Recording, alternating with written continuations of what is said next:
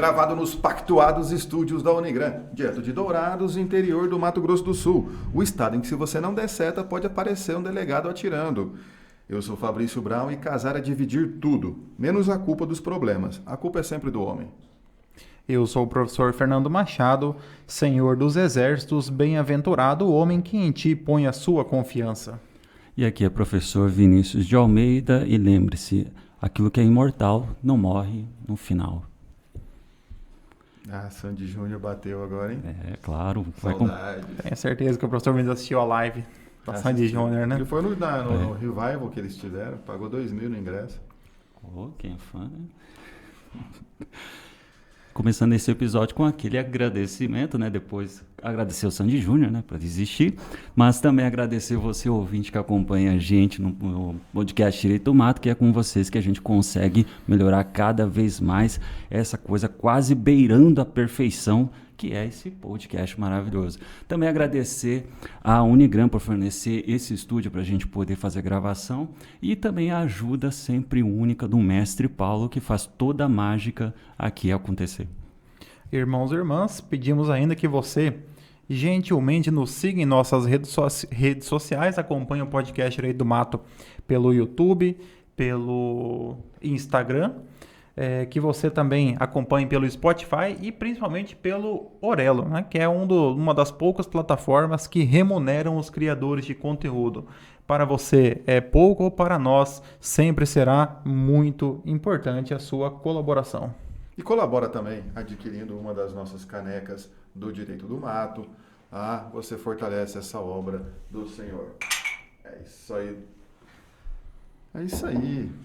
Então hoje vamos falar sobre um tema dando sequência em nossos episódios temáticos de revisão para a OAB e para as provas da graduação. E para a vida também. E para a vida, né? No qual nós revisitamos os conceitos, aqueles assuntos mais interessantes ou mais complexos ou com maior incidência em provas. E hoje nós vamos falar sobre casamento. E claro, não seria um tema mais apropriado para este episódio, tendo aqui o professor Fabrício, que é especialista tanto em casamento na condição de parte, quanto na condição de estudioso do direito, né? Então, especialista que coloca na prática também, né? Exato, professor Fabrício, que vivencia o casamento de acordo com os valores cristãos. Na questão teórica e prática, né? Coloca um solteiro para falar de casamento e depois vamos escolher o casado da turma. Não, mas especialmente hoje a gente vai falar sobre os regimes de bens do casamento. Um episódio só para falar de casamento era muita coisa. Então acho que falar dos regimes de bens, não é? É até legal, cara, que o Código Civil ele tem toda essa preocupação, né? De como começa, como tem essa questão, só que eu acho que é a questão assim, mais complexa mesmo, e com certeza que interessa mais o pessoal, né? É a questão do regime de bens, né? Como é que isso vai ser estipulado e tal. Só que daí a gente pode começar com essa pergunta.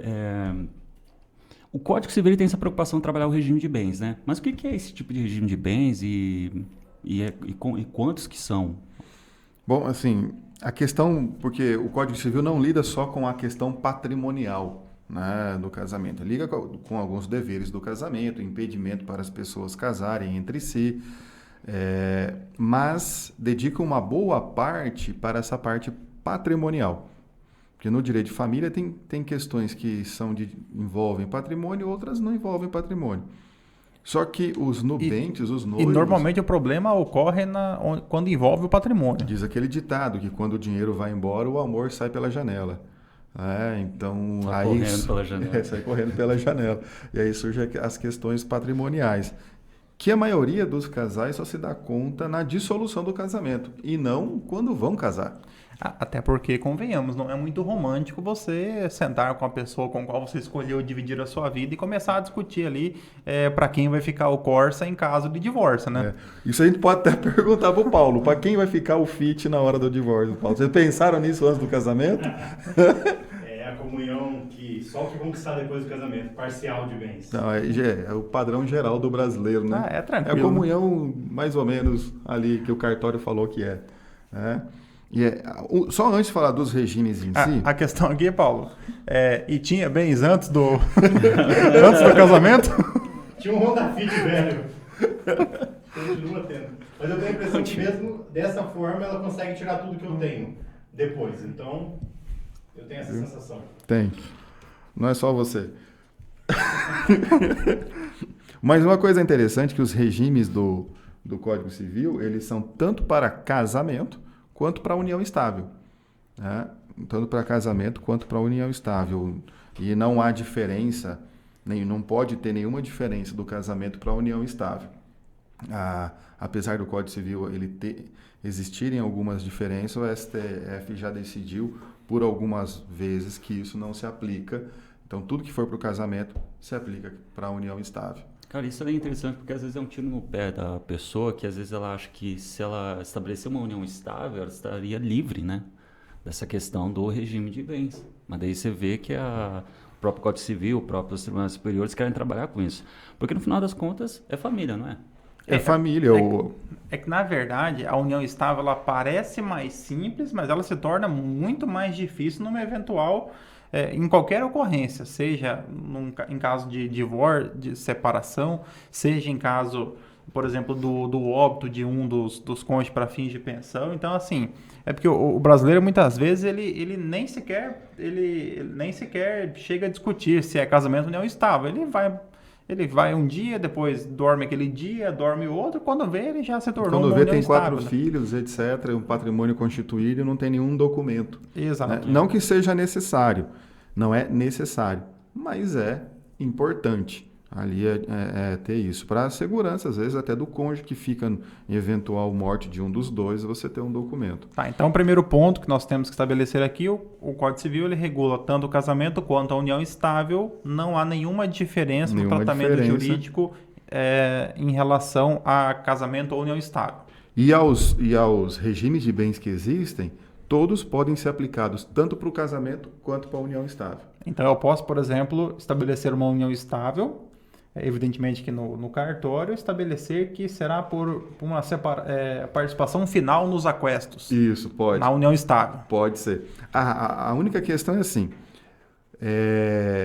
na união estável, quando as partes vivem como se casados fossem, mas não regulamentam, não fazem uma escritura de união estável nada, passa a valer o regime de comunhão parcial de bens.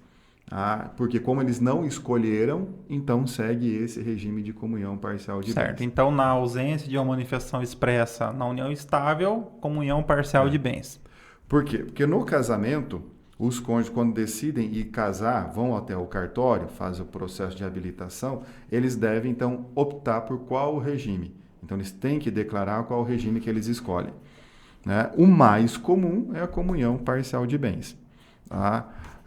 Na união estável, como às vezes não se opta por nada, então a lei teve que falar qual que vai aplicar. No silêncio das partes, qual que se aplica. É para evitar essa confusão. Mas você disse que era, você não disse. Não, a lei... Então, já que vocês não escolheram, então é esse.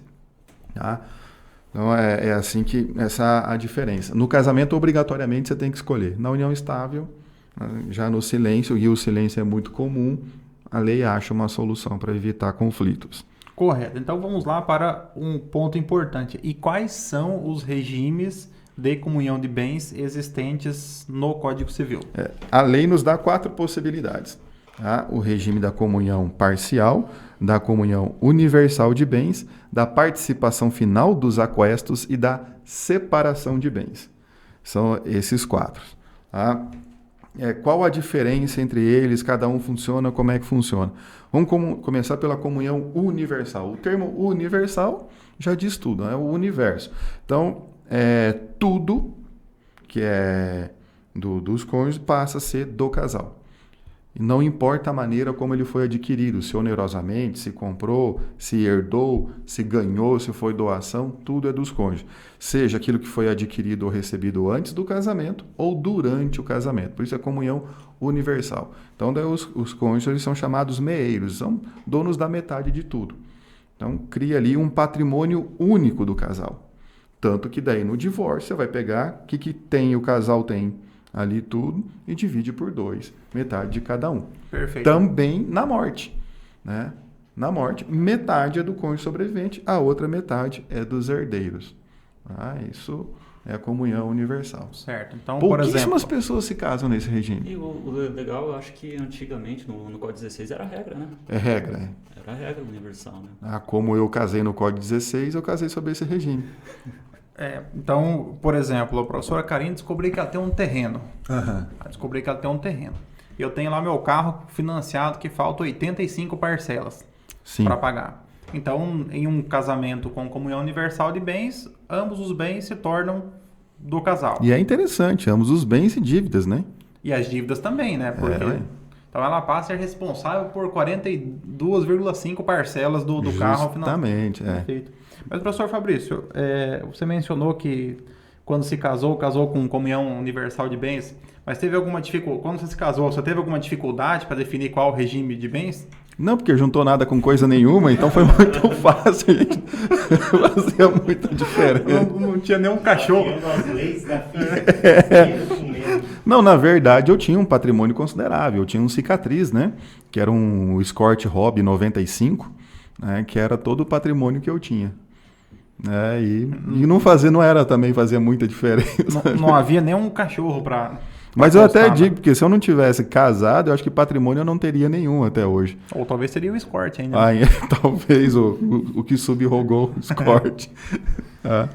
Então vamos lá, regime de comunhão universal de bens. Então todo patrimônio se comunica, patrimônio anterior, patrimônio adquirido após a constância da união. Então a gente pode falar que só tem um patrimônio, que é o do casal. Né? Que é o do casal. Não é muito utilizado hoje, né, da comunhão universal. Alguns se casam assim, outros não, mas é pouco utilizado. E aí vem o que é mais utilizado por todos, que é o da comunhão parcial de bens. E aí vira uma confusão. Né? A confusão é porque você passa a ter 3 patrimônios. O patrimônio comum do casal, o patrimônio de um dos cônjuges e de outro cônjuge, os patrimônios particulares. Na comunhão parcial, passa a ser do casal tudo aquilo que foi adquirido onerosamente durante a constância do casamento. E esse é o problema na união estável, porque tudo é do casal que foi adquirido durante a constância da união estável. E às vezes quando você não tem um documento, você não sabe quando exatamente ela começou. E muitos você pergunta, mas quando foi que vocês começaram a viver junto? Doutor, não lembro direito, não sei, foi no ano tal, mas eu não lembro o mês. Ou talvez também cada um imagine que passou a viver, acredite que passou a viver uma união em datas diferentes. Pode ser também. Então, assim, um achou que ele estava apenas namorando e ficando mais tempo. E a união estável começou no outro ano. Exato. Que foi que naquele ano anterior ele comprou o terreno, a casa e o carro. Então ele não tem quer... essa discussão também. Pode ter. Por isso que é interessante, justamente ali, porque às vezes compra o terreno junto, mas compra o terreno no nome de um só, mas os dois estão pagando, porque eles não estão casados, então estão em união estável e se apresentam às vezes como solteiro. E na hora de adquirir os bens, adquire o nome de um, no nome de outro e tal, e não consta que está em união estável, ainda consta como solteiro, e depois em eventual rompimento para provar tudo isso. Então, a finalidade da lei é o seguinte, então, adquire onerosamente. Então, o esforço comum do casal, o bem é dos dois. Aquilo que eu recebo de herança é só meu. O que o outro cônjuge recebe de herança é só dele. Mas eu quero que seja dos dois. Beleza, então doa a sua parte, a metade para o outro cônjuge, não tem nenhum problema. Aí é essa possibilidade disso. Por isso que é importante que a união estável você tenha um começo.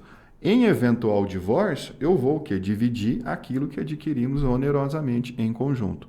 Surgem alguns problemas quando, vamos dizer, no caso, a professora Karine tem um terreno, vocês dois resolvem daí financiar um imóvel depois de casados, né? Se isso vir a acontecer, resolve financiar o imóvel no terreno da professora Karine.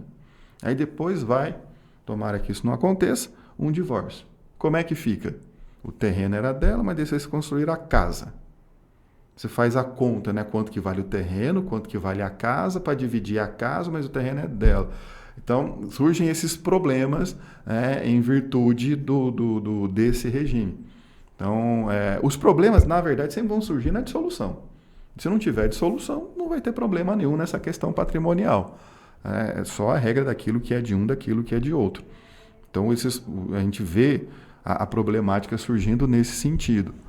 E por isso que às vezes essa parte patrimonial é relegada, mas é necessário que seja pensado antes. Especialmente quem tem patrimônio na hora de casar. Quem não tem patrimônio, pensar muito, não, mas não, né? Então, a gente pode começar a casar porque não vai misturar nada com nada, né? Agora, vai levar uma televisão ou vai levar um ventilador e um air fryer, não vai dar tanto problema. Quem já tem patrimônio e opta por esse regime, então vai ficar bem claro, eu tenho a data, aquilo já era meu, então não comunica. Dali para frente isso aqui comunica. E aí tem os subrogados. O que é isso? Aí eu tenho uma casa, eu vendi essa casa e comprei outra. Só que essa casa era só minha. Essa outra que eu comprei também não comunica. Porque chama o bem subrogou, ou seja, substituiu, sucedeu aquele outro bem. Ou pode acontecer também, vende um bem de menor valor e adquire um de maior valor com a participação de ambos. Isso, daí quanto que era aquele de menor valor que não comunica. Chega uma hora que essas trocas vão acontecendo que você já não consegue mais separar. Aí você vendeu um de menor valor, tal, jogou ali, o restante a participação de ambos, depois vendeu aquele bem, comprou um outro bem. E esse bem, por exemplo, teve uma valorização expressiva, pode ter acontecido, você já não consegue mais fazer essa individualizar. Ou fica muito difícil individualizar em eventual rompimento. E aí fica a possibilidade de ter discussão, briga e etc. Então, é nessas questões patrimoniais. Ou a pessoa fala, não, é meu, mas agora passa a ser dos dois, não tem problema nenhum e pronto. E normalmente a discussão ela vem principalmente daquele que não quer o divórcio, né? Porque pode acontecer que uma pessoa queira o divórcio, a outra não queira tanto. Esse que não quer tanto, ele é o que costuma colocar mais barreiras nessa ou dificulta um pouco mais a dissolução do patrimônio, né? Não, tem de tudo. Tem pessoas que não querem o divórcio, tem pessoas que ainda querem alguma maneira de ter controle, contato com a outra. Quer o divórcio, tudo, mas ainda quer manter um certo poder ali. Então, não, isso aqui é meu, tal, e etc. Tudo. Então, tem certas confusões aí. Eu vou pagar a pensão, mas eu quero levar a pensão todo dia, entregar lá em mãos e pegar o recibo para... só para incomodar.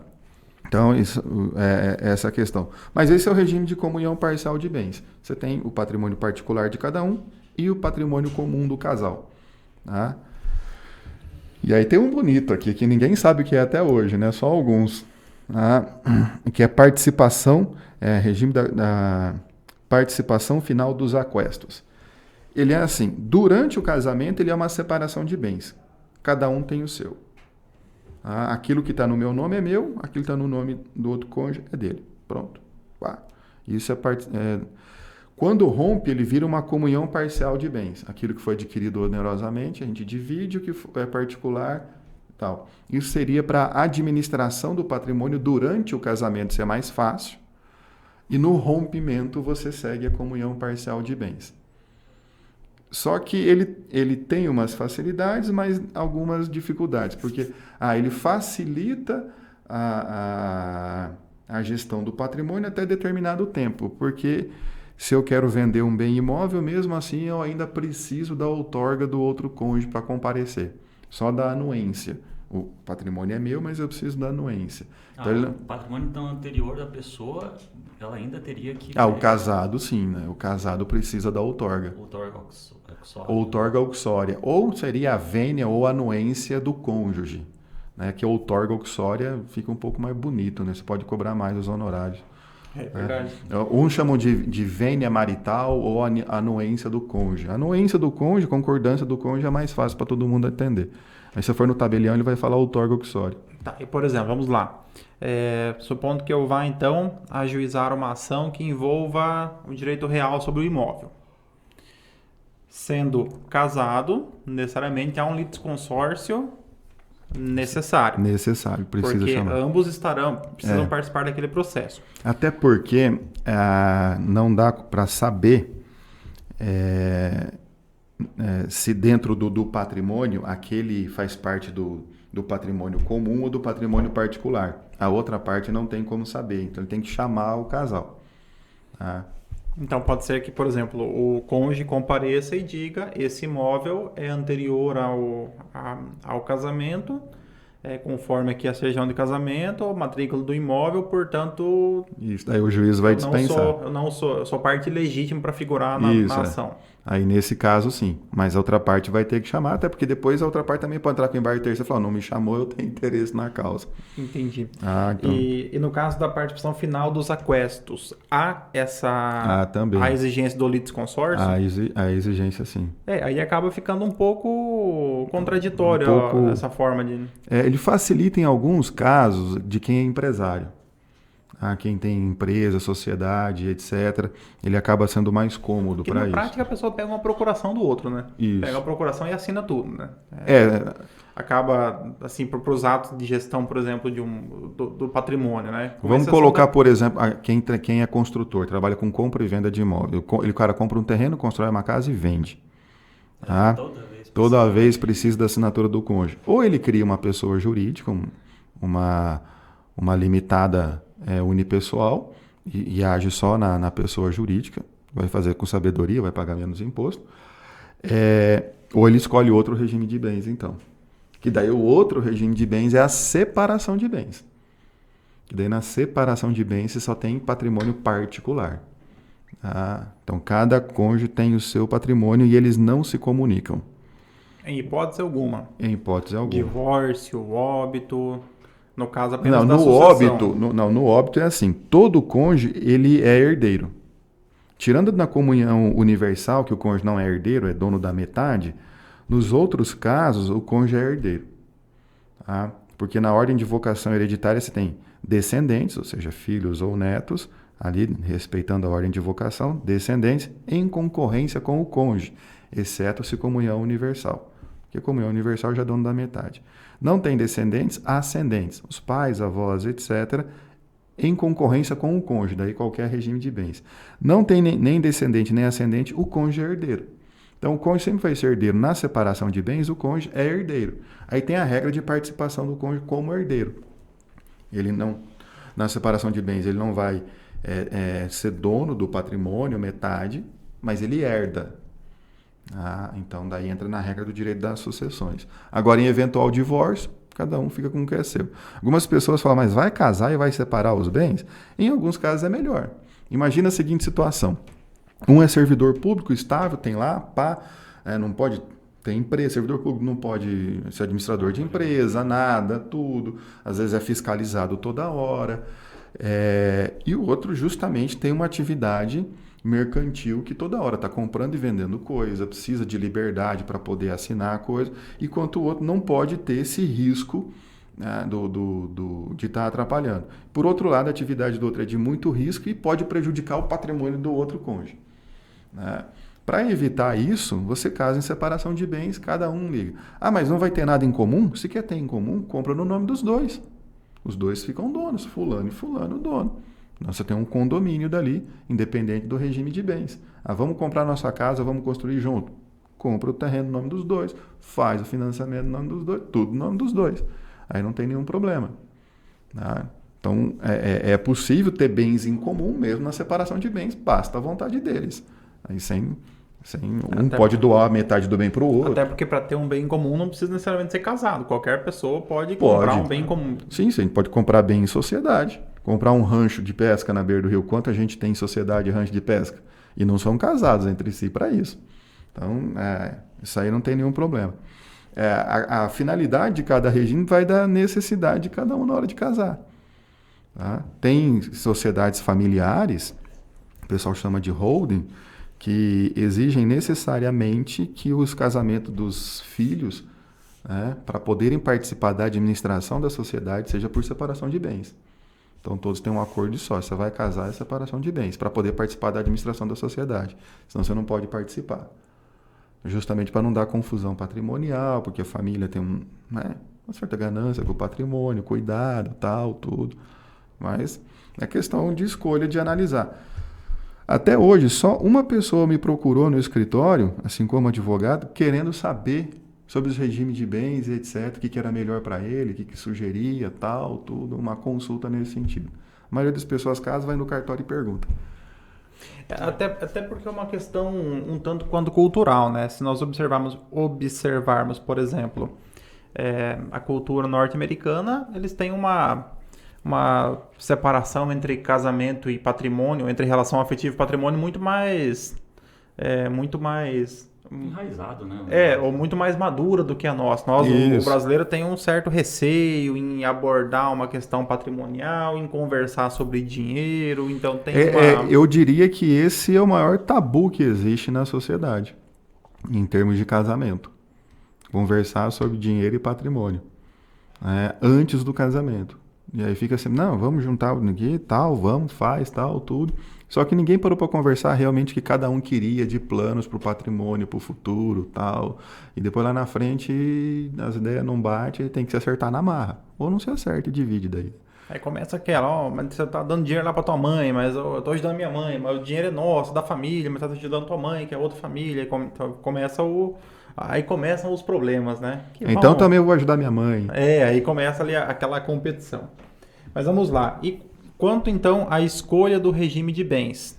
Então, no casamento, obrigatoriamente as pessoas vão escolher um regime, senão não há celebração do casamento. E na união estável, então, fica, se a pessoa comparece e expressamente, ela pode definir alguma das formas de algum dos regimes. Estão definindo na omissão, comunhão parcial de bens. A escolha é livre, né? Você vai no cartório, escolhe o regime. Se você escolher separação, participação final, necessariamente, daí você vai ter que fazer o chamado pacto antinupcial. A não ser que seja comunhão parcial, né? Que daí a própria certidão mostra que dessa data para trás, particular, daqui para frente, comum. Né? O pacto antinupcial nada mais do que uma escritura que eles declaram qual o regime. Então, ali na escolha. A união estável pode fazer isso. É só ir no cartório, fazer uma escritura pública de união estável e constar também justamente isso. O regime de bem escolhido é esse, né? E colocar outras regras sobre também o patrimônio que podem ser colocadas no pacto antinupcial. Por exemplo, definir de forma expressa qual é o patrimônio de cada um naquele momento. Pode fazer de apuração. Isso, pode fazer ali um cônjuge, por exemplo, pode escolher separação de bens e um já fazer uma doação para o outro. Falou, é separação de bens, mas esse bem aqui é comum do casal, no pacto antinupcial. A casa que eles vão morar, falar, essa casa aqui é comum do casal. Né? Ou doam um outro bem para o outro cônjuge, isso também acontece. Separação de bens, mas esse aqui eu estou doando para o outro cônjuge, tudo ali no começo. Ou regras também de uso, a questão patrimonial pode ser toda definida ali no pacto antinupcial. Tá. E eu posso alterar o pacto antinupcial? Não, ou alterar alterar o regime? Pode. O Código Civil, nisso ele inovou muito em 2002, que é justamente permitir a mudança do regime de bens. Mas daí você ainda tem que ser por forma judicial. Agora eu fiquei na dúvida se já pode ser extrajudicial, não lembro. O que não, antigamente tinha uma interpretação do artigo que você tinha que explicar para o juiz o porquê queria mudar. Depois isso caiu por terra, porque se eu sou livre para escolher, eu sou livre para mudar também. A autonomia da vontade, né? Porque é questão patrimonial. Só que daí na hora de mudar, digamos que eu tenha comunhão universal e eu quero mudar para separação de bens. Então, vou ter que separar o patrimônio. Metade para um cônjuge, metade para o outro. Certinho. E aí vai constar o que é de cada um. Como se fosse fazer a partilha num divórcio. Metade para cada um, muda o regime, você averba essa alteração, que agora esse aqui é só desse, esse aqui é só desse. Nesse caso, tem recolhimento por exemplo, de imposto sobre a... Não, nesse caso, como é uma partilha, não. A não ser que a partilha fique desproporcional e você tenha que pagar daí uma taxa de doação. Né? Porque se um está com mais é porque o outro está abrindo mão, então considera doação. Sobre aquele patrimônio. Aí sobre o excedente tem que pagar uma doação, que seria o ITCD, né? Na doação daquilo que excede. No mais, daí não teria. Só a taxa de registro no cartório de imóveis ou alteração, por exemplo, no Detran, se um carro que estava no nome de um fica com o outro, essas questões administrativas. E também pode ser, era comunhão parcial, vamos mudar para universal. Isso tudo é possível. Eles podem fazer isso sem problema nenhum. Sobre o pacto antinupcial, o casamento é uma coisa burocrática pra caramba, né? Você pega lá o Código Civil, a celebração do casamento é uma coisa que, realmente tem que ter paciência. E qual é o momento dentro da celebração do casamento que faz esse pacto? O pacto é antes, é no processo de habilitação. Porque o casamento é tão burocrático ou solene que tem duas fases. Tem a fase de habilitação para o casamento e depois a do casamento. Na fase de habilitação do casamento que tem aqueles tais de editais de proclama. Você junta a documentação escolhe o regime de bens certinho e tal, publica-se os editais. Ou seja, comunica à sociedade que você vai casar e com quem você vai casar. Então sempre sai no jornal de circulação, saía, né? Quando tinha, né? Fulano, filho de Ciclano e de Beltrana, Ciclana, filho de Beltrano e de Ciclana, resolvem casar, tananã, tananã, tananã. Por quê? Para que se alguém saiba de algum impedimento, vá no cartório e fale, ó, não pode casar porque, na verdade, eles são irmãos. E aonde que publica agora? Fica no cartório, velho. Fica lá no mural do Eu acho que fica no cartório ou no porque Diário da Justiça também. Uma coisa que eu sempre lia no Progresso era os editais de proclama, né? Porque eu queria saber quem estava casando para ver se era conhecido. Porque lá em Amambai nós tínhamos um jornal impresso, a Gazeta, que ele circulava toda sexta. Né? Apenas na sexta, que era dar tempo de juntar notícias durante a semana para na sexta ter para ter a fofoca do fim de semana. Imprimir as 4 páginas do jornal. Aí já nem isso tem mais, né? Agora a Gazeta News, né? Então ele é um jornal apenas online, né? Mas no jornal online você não tem ali um campo para... Você teria que ir no cartório, vai estar naquelas folhas coladas na parede. Vai estar aquele mural lá verde, né? Que é o azul, né? Aquele bem que você cola. Vai estar ali.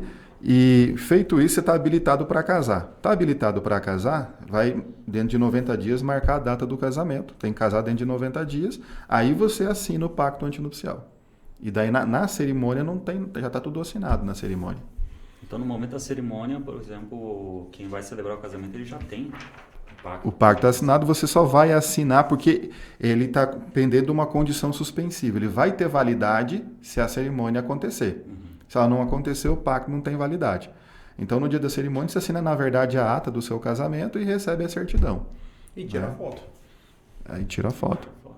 Então, ali a questão a parte burocrática é tudo feito antes. No dia da cerimônia é mais ali, para não estressar os noivos naquele momento. Se bem que, quando é no cartório, o negócio é meio frio, né? Os cartórios têm cada vez mais buscado agradar os noivos, criando um ambiente mais bonitinho, tal, com um público que se assemelha às vezes a um altar, né, para dar para ter um espaço para alguns convidados sentar também, olhar. Uma caixinha JBS. Com a musiquinha. Não tem ninguém vestido de Elvis ainda, eu acho que eles estão perdendo esse nicho. Se eles tivessem aí...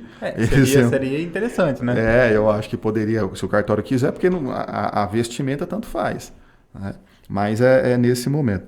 Só uma coisa que passou batido, só tem 2 casos que você é obrigado a casar pelo regime de separação obrigatória de bens. Que é quando um dos nubentes ou ambos tem mais de 70 anos. Né?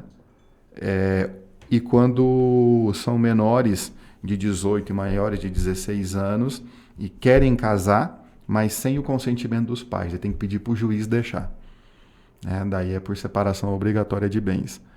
Então, mas o de menor, cada vez estão casando mais velhos. Os de 70 ainda estão casando, que agora a longevidade está mais longa e com Viagra e etc, o pessoal continua casado. Peraí, não entendi. Nesse caso da separação obrigatória, não precisaria do pacto? Ou o que é? Não, na separação obrigatória é obrigado a casar. Eles não podem casar em outro regime de bens. Então vai ter também o pacto, mas eles não podem escolher, eu quero casar. Podem formular de uma maneira que seja contrária. Não, separação. O pacto pode conter outras disposições diversas. Se tiver uma doação é até possível, porque ele poderia doar a posteriori sem problema, ou até antes do casamento poderia doar, mas é exclusivamente esse regime. Ali colocou os 70 anos porque acreditava que em 2002, 70 anos já era muito velho. Então, tudo bem que o Código de 2002 o projeto começou a andar em 75, então aí que podia ter atualizado a idade ali em uns 75, por exemplo, né? Ali em 2002, podia ter atualizado só a idade, né? Vai chamar o quê? De alteração da bengala, igual a PEG da bengala. Mas é fácil, regime de bem é isso aí, gente, não tem... muito segredo. Uma pergunta, um terceiro, ele poderia ter acesso ao pacto antinupcial? É pública, é escritura pública, né? Então... Porque assim, que dá um exemplo do Fernando, falou assim, vou colocar no pacto antinupcial que eu vou fazer a doação desse bem. Aí para terceiro não ser prejudicado, né? Será que ele poderia ter então acesso? A escritura é pública, então ele sabendo né, quando foi a data do casamento, ele consegue ter acesso. Por quê?